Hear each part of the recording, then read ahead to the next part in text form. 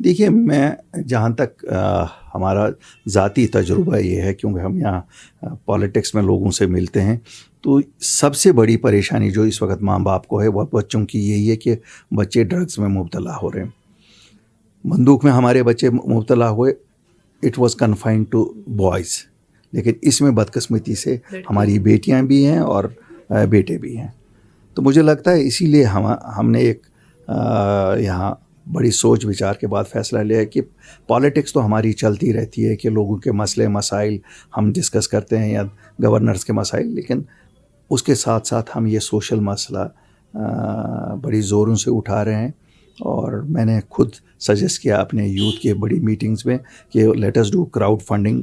میں نے خود کراؤڈ فنڈنگ میں جموں میں 5 لاکھ روپیہ کنٹریبیوٹ کیا اور یہاں سری نگر میں 5 لاکھ روپیہ کنٹریبیوٹ کیا. ہم نے کہا ہم یہاں سے شروع کریں گے.